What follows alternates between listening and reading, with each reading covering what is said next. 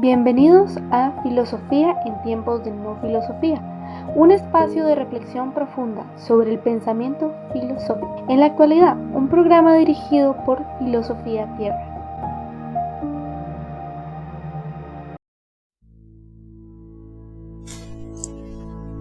Dijo Dios: produzcase la tierra vegetativa y hierbas que den semilla y árboles frutales que den fruto según su especie, por cada semilla dentro, sobre la tierra. Y así fue. La tierra produjo vegetación, hierbas que dan semilla según sus especies y árboles que dan fruto con la semilla dentro de sus especies.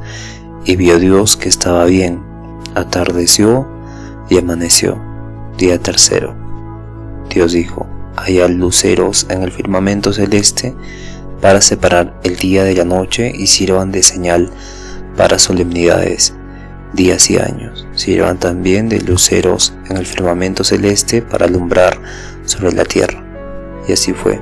Hizo Dios dos luceros mayores, el lucero grande para regir el día y el lucero pequeño para regir la noche. Y las estrellas y las puso Dios en el firmamento celeste para alumbrar la tierra, para regir el día y la noche y para separar la luz de la oscuridad.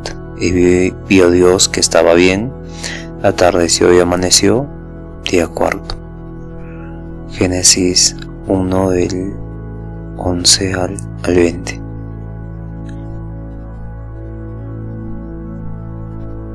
Es muy interesante cómo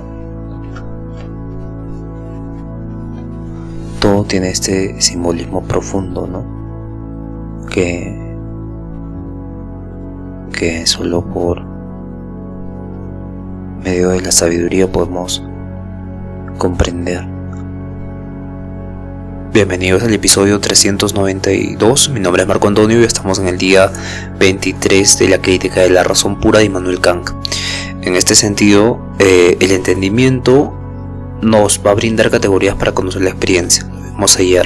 También vimos ayer cómo la razón busca lo incondicionado, va más allá de la experiencia y va a generar ideas trascendentales, ¿no? Y estas ideas pueden ser regulativas o pueden orientarnos, regularnos, o pueden ser ilusorias, pueden confundirnos con los objetos reales, ¿no? Se puede confundir con los objetos reales, ¿no? Y a partir de aquí, Kant empieza a analizar sistemáticamente qué significa la palabra idea, qué significa el concepto idea. Y por eso, en esta primera sección vamos a hablar de las ideas en general. Empecemos. A pesar de la gran riqueza de nuestra lengua, el pensador se encuentra a menudo falto de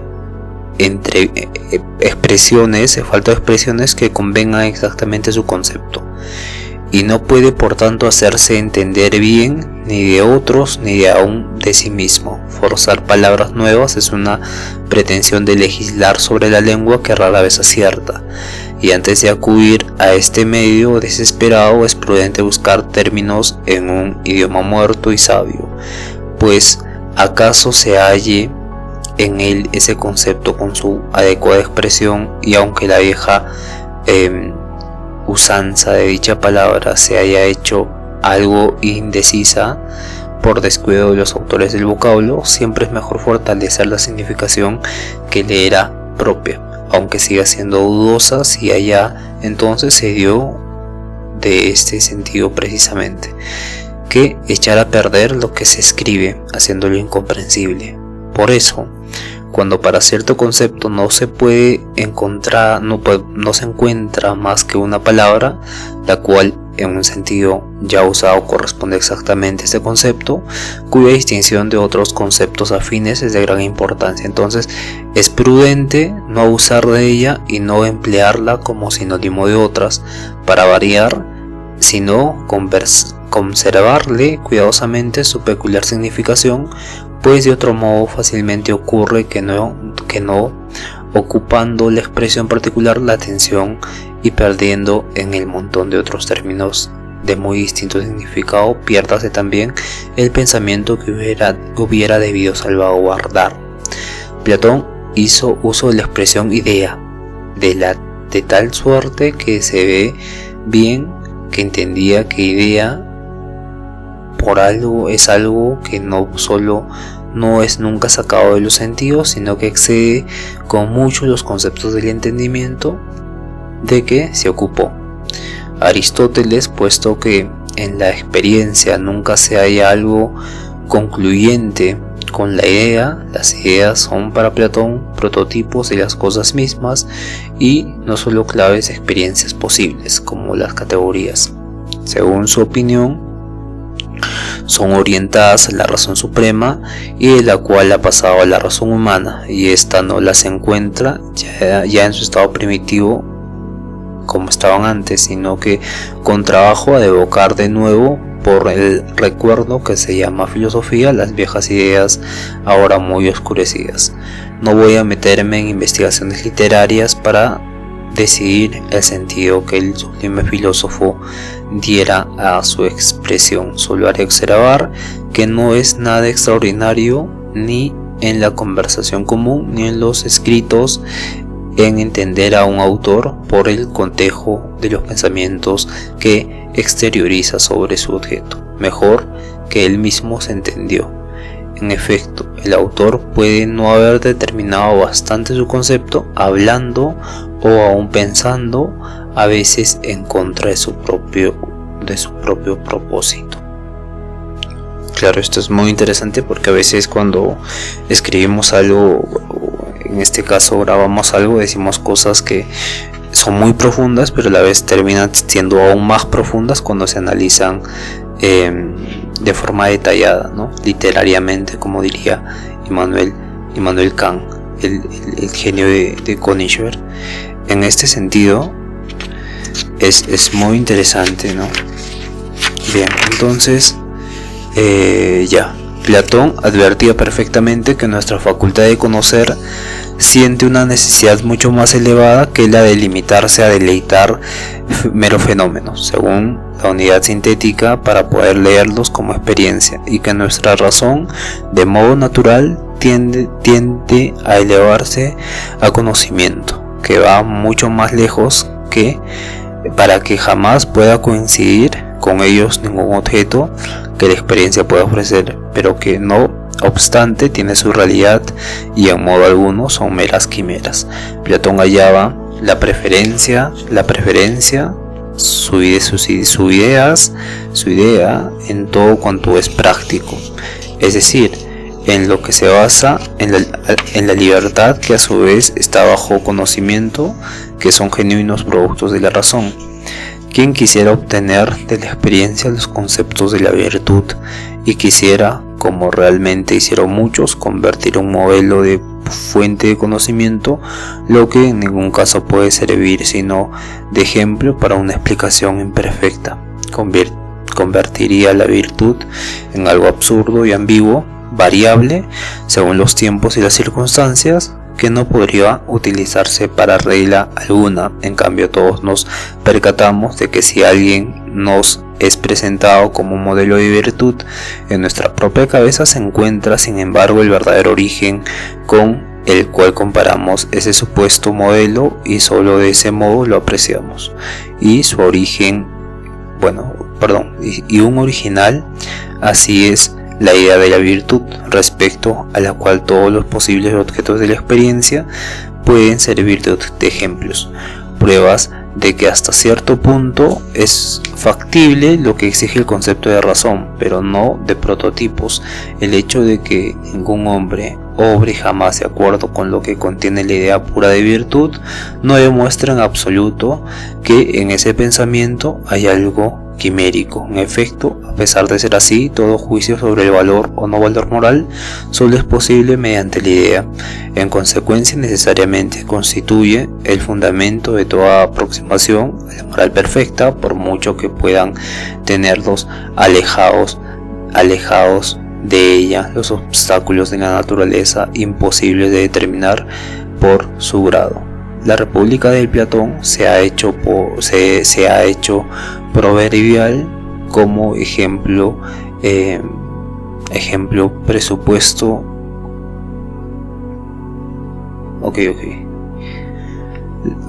Vuelvo a repetir porque estaba distraído.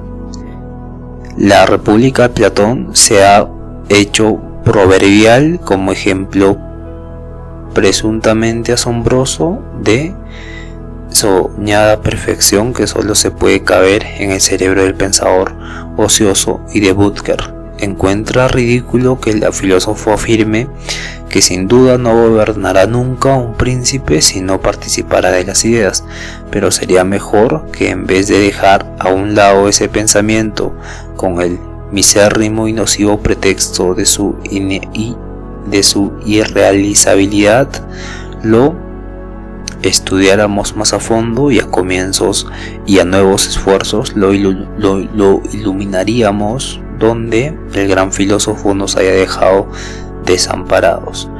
Una organización de la máxima libertad humana, de acuerdo con leyes que la naturaleza de cada cual puede coexistir con las de las demás, no de la máxima felicidad, pues esta ya vendría por sí misma como consecuencia, es por lo tanto una idea necesaria que tiene que servir de base, no solo en el primer proyecto de una constitución de Estado, sino también en todas las leyes, y al hacerlo así es preciso prescindir al principio de los actuales obstáculos que puedan servir inevitablemente tanto en la naturaleza humana, cuanto más de haber descuidado las genuinas ideas de la legislación. En efecto, nada puede haber más nocivo, más indigno que un filósofo que la plebeya invocación de una presunta experiencia contradictoria que no habría existido si a su debido tiempo se hubiera adoptado esas instituciones de acuerdo con las ideas, en vez de burdos conceptos que hicieran fracasar todas las buenas intenciones, precisamente porque se sacaron de la experiencia. Cuanto más de acuerdo con esta idea se organizaran la legislación y el gobierno, tanto más raras serían en todo caso las penas, y entonces es totalmente razonable, como afirma Platón, que no se darían ninguna pena si esa organización fuera perfecta. Bien, es verdad que esto último que no puede realizarse nunca, pero es totalmente justa la idea que elige ese máximo como prototipo para aproximarnos cada vez más a la organización legal de los hombres a la máxima perfección posible, pues cuál sea el grado máximo en que deba detenerse la humanidad, y cuán grande pues el abismo que quede necesariamente entre la idea y su ejecución. Son cosas que nadie puede ni debe determinar, precisamente porque es la libertad la que puede rebasar todo límite indicado. Mas Platón ve con razón claras pruebas de que la naturaleza se origina en las ideas, no solo en aquellos en que la razón humana revela verdadera causalidad y en que las ideas resultan causas eficientes, o sea en lo moral, sino también fijándose en la naturaleza misma. Una planta, un animal, la organización regular del universo revelan claramente que solo son posibles de acuerdo con ideas que, si bien ninguna criatura singular en las condiciones particulares de su existencia coincide con la idea de perfección de su especie. Esas ideas, empero, están determinadas individualmente, inmutablemente, universalmente en el entendimiento supremo, y son las causas originarias de las de las cosas, y única y exclusivamente de todo el enlace de las cosas en el universo. Es lo totalmente adecuado a esa idea, prescindiendo de la exageración de la expresión, el afán del espíritu filosófico, al elevarse la contemplación cognitiva de lo físico del orden del mundo hasta su enlace arquitectónico con fines, es decir, por ideas. Es un ejemplo que merece ser respetado y seguido, más respecto de los principios de la moralidad, la legislación y la religión, en que son las ideas lo que ante todo hacen posible la experiencia misma. Aunque nunca puedan expresarse totalmente en ellas, constituye un mérito muy peculiar que, si no se reconoce solamente porque se juzga precisamente por reglas empíricas cuya validez como principio hubiera debido ser anulada por ellas. En efecto, respecto a la naturaleza, la experiencia nos proporciona la regla y la fuente de la verdad. En cambio, respecto de las leyes morales. La experiencia, por desgracia, es la madre de la ilusión, y es sumamente reprobable que las leyes de lo que debe hacer se tomen de lo que se hace y por ello se pretenda limitarlas. En vez de que todas estas consideraciones cuyo debido desarrollo constituyen en realidad la genuina dignidad de la filosofía, vamos a ocuparnos ahora de un trabajo no tan brillante, pero que no deja de tener su mérito: allanar y afinar el terreno para que sirva definitivamente seguro a esos grandiosos edificios morales, pues en él se encuentran toda clase de topineras que la razón practicó con buena pero vana confianza de hallar tesoros y hacen insegura esa edificación. El uso trascendental de la razón pura, sus principios e ideas, es lo que nos corresponde conocer ahora exactamente, con el objeto de poder determinar y apreciar debidamente la influencia de la razón pura y su valor. Sin embargo, antes de dejar a un lado esa introducción provisional, ruego a aquellos que se toman a pecho la filosofía que si se convencen de esto y lo siguen, tomen bajo su protección el término idea en su sentido originario, para que lo sucesivo no caiga entre los demás términos, como suelen designarse en descuidado desorden toda la suerte de representaciones, y no redunde en deterioro de la ciencia. Al fin y al cabo, no falta denominaciones debidamente adecuadas a cada clase de representación, sin que tengamos necesidad de invadir los dominios de otra. Vamos a dar una clasificación. Bien, vamos a ver esta clasificación, donde el género es la representación propiamente dicha, debajo de la cual está representación con conciencia. Esta representación con conciencia, está debajo de la representación, que es un tipo de manifiesto de la realidad, pero con conciencia, con percepción y representación. Entonces, una percepción, ahora dice, que se refiere simplemente al sujeto como modificación de su estado. Una percepción para Kant es simplemente el sujeto como modificación de su estado. Está sentado acá, luego está viendo otro lado, está en la montaña, está en el gimnasio y demás. Luego dice, es sensación y una percepción objetiva, objetivo conocimiento. Entonces, este puede ser intuición o concepto. La primera, que es la intuición, se refiere directamente al objeto y es singular. El concepto, que es lo segundo, e indirectamente por medio de una nota que puede ser común a varias. El concepto puede ser empírico puro, y el concepto puro se llama noción. Si solo tiene su origen en el entendimiento. Un concepto a la base de nociones que rebase la posibilidad de la experiencia. Es la idea o concepto de la razón. Quien se acostumbre a esta distinción tiene que considerar insoportablemente que se denomina idea la representación del color rojo. Ni siquiera cabe denominar la noción, o sea, concepto de entendimiento. Bien, vamos a analizar.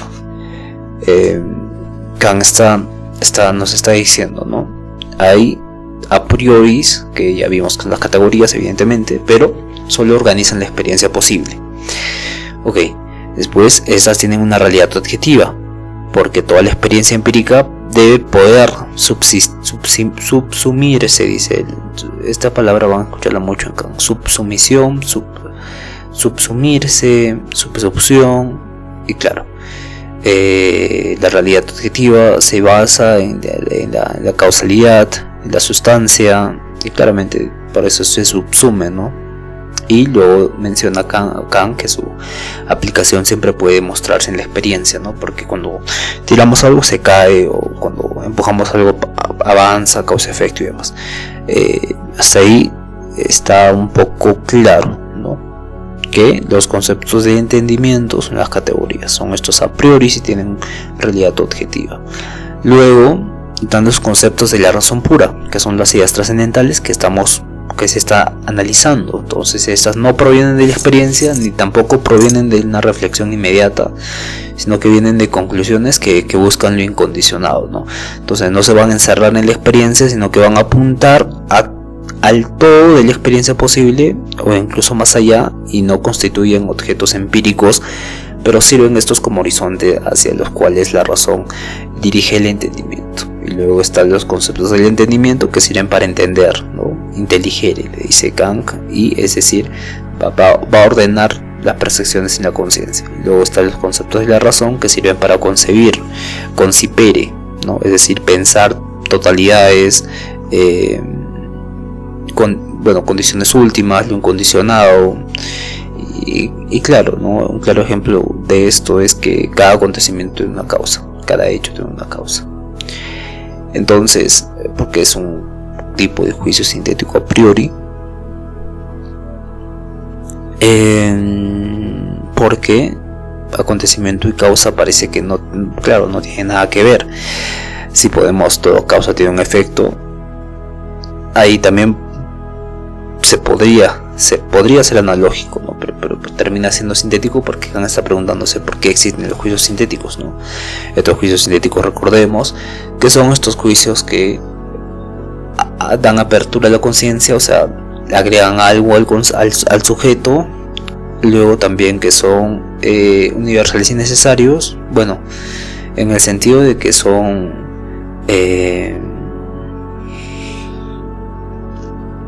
a priori, ¿no? Son antes de la experiencia, pero hay algo más que me estoy olvidando. Ya, claro, que no provienen de la experiencia, ¿no?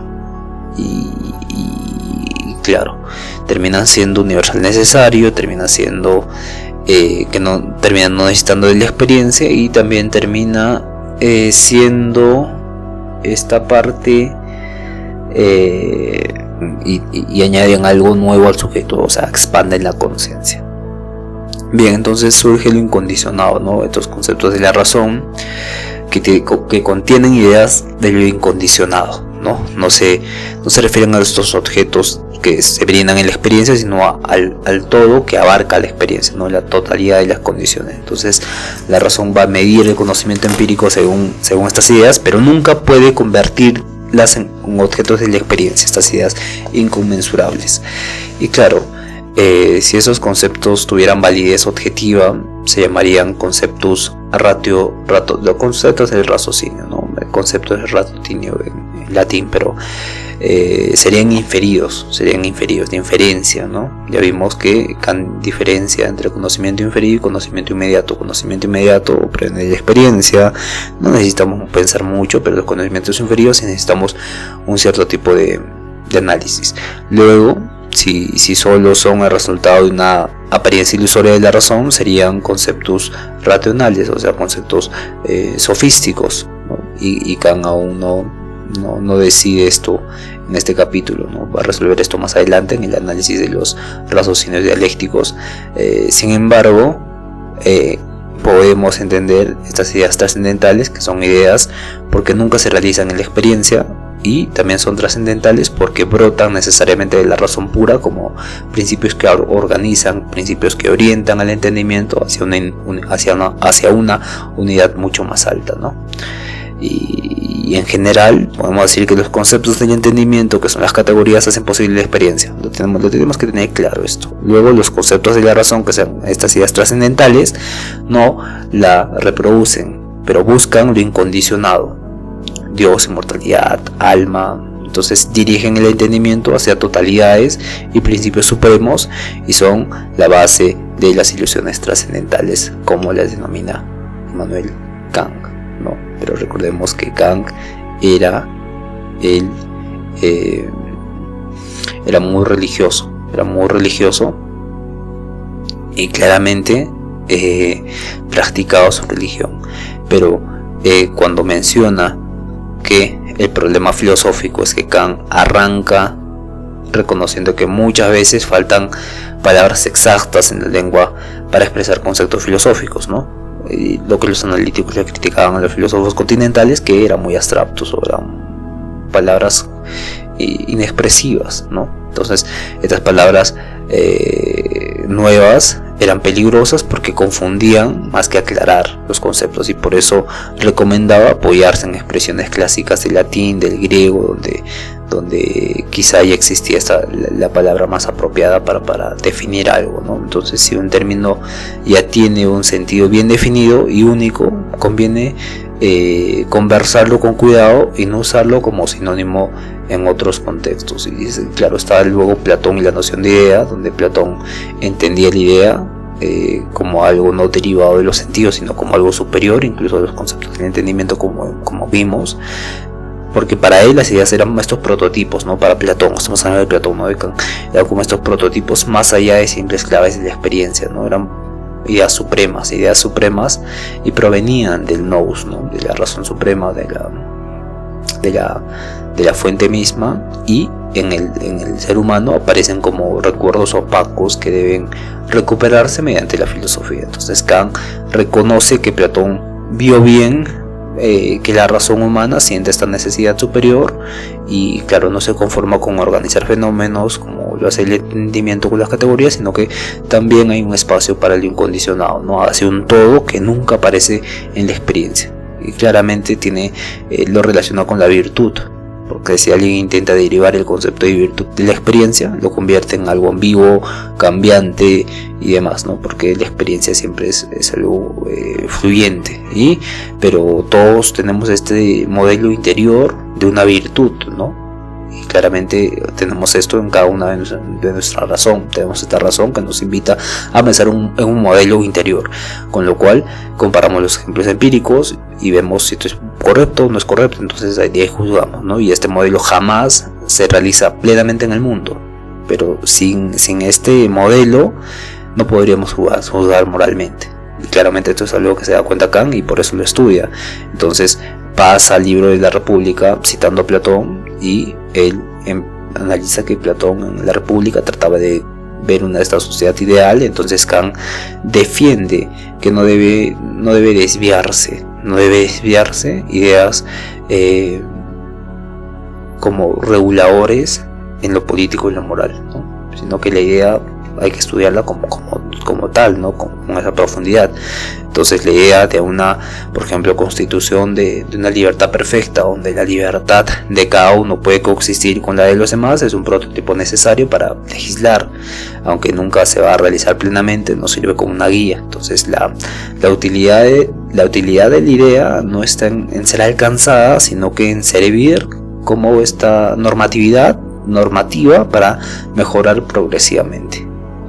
Y claramente hay otro tipo de ideas mucho más profundas, como por ejemplo en Platón, ¿no? Que también veía en la naturaleza huellas de las ideas, ¿no? La organización de los seres vivos, el orden del cosmos, todas las formas fenoménicas, como básicamente copias de las ideas perfectas, ¿no? Y aunque ningún individuo encarne perfectamente su especie, el concepto de especie en sí mismo es un ideal de perfección, ¿no? Es un ideal de perfección que existe solo en la razón suprema. Entonces Kant respeta este vuelo especulativo de Platón, aunque sin aceptar contundentemente las ideas de Platón como cosas en sí mismas, ¿no? Entonces Kant termina con esta tabla terminológica para precisar los niveles de representación que existen en la realidad, o que nos permiten entender mejor el concepto de idea.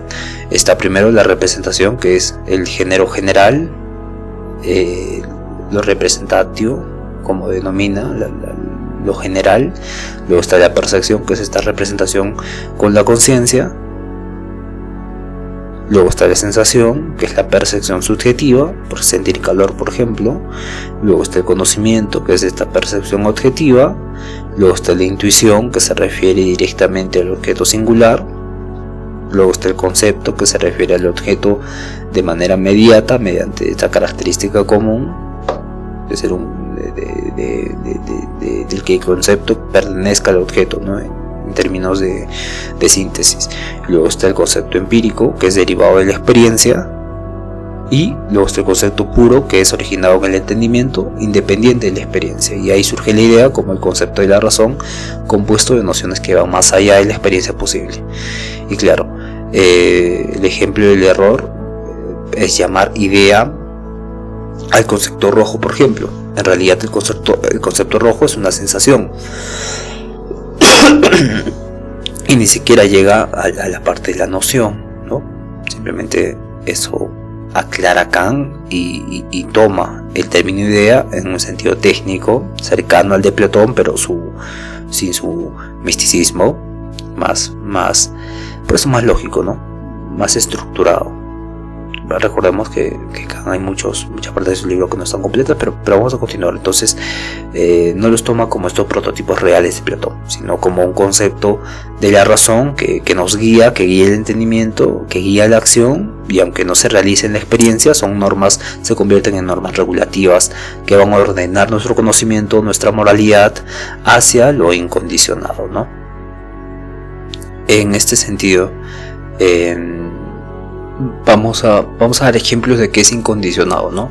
Por ejemplo, lo condicionado es que todo efecto tiene una causa anterior, pero lo incondicionado es que la razón busca el primer comienzo que no dependa de nada, una causa primera absoluta. Entonces, cuando pensamos que se rompió un vaso, pensamos ¿por qué se rompió un vaso? ¿Por qué? Porque se cayó, porque alguien lo empujó tal vez. Entonces preguntamos por qué esa persona tropezó. Entonces así la razón no se conforma hasta que construye esta cadena infinita y busca el primer origen incondicionado, pero esto incondicionado es un principio de la razón, ¿no? Y no solo lo hace en términos fenomenológicos, sino lo hace también en la parte abstracta, donde por ejemplo con Leibniz todo cuerpo puede dividirse en partes, ¿no? Entonces lo incondicionado sería llegar hasta lo absolutamente simple, lo absolutamente indivisible, una sustancia, en este caso una mónada, ¿no? Entonces Kant pensaría, bueno, lo incondicionado se piensa, por ejemplo, que divides esta mesa en tablas y luego en fibras y luego en moléculas, luego en átomos, pero la razón siempre se pregunta ¿por qué? Bueno, no porque hay algo absolutamente simple en lo que se fundamente todo. Eso es lo incondicionado, ¿no? Y claro, se hace también esta pregunta, ¿no? ¿Habrá un ser cuya existencia no dependa de otro, sino que sea necesariamente en sí mismo? Cuando nos preguntamos, por ejemplo, yo nací de mis padres de sus padres, sus padres de sus padres, y etcétera, etcétera, etcétera, hay estas preguntas.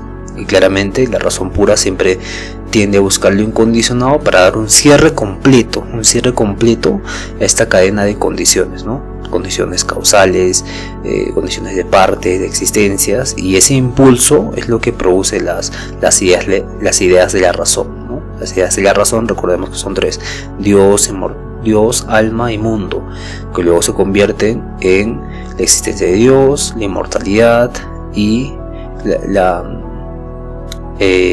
libertad. Pero esto lo vamos a ver más adelante, ¿no? Porque va a evolucionar esto. Bien, entonces nos vemos el día de mañana. Conozcanse a sí mismos. Esta vez sí busquen lo incondicionado, pero en ustedes, hasta cierto punto, hasta que llegue el insight. Bueno, el insight donde hay alguna comprensión súbita, ¿no? Pregúntase ¿por qué? ¿Por qué pienso esto? Ah, por esto. ¿Pero por qué pienso esto? Ah, por esto. Y va a llegar el momento de la comprensión súbita. ¡Pum! Ah, ya, entonces eres consciente de ti mismo, ¿no? Es como un tipo de darte cuenta cómo realmente eres, ¿no? Y claro, trabajar en ello, ¿no? Luego tener fe, tengan mucha fe, bendiciones a todos y por favor sean felices, conociendo y destruyendo y trabajando en las cosas que les hacen infelices, con este conocimiento del porqué de sus pensamientos, sentimientos y acciones. Nos vemos el día de mañana, cuídense todos, un fuerte abrazo.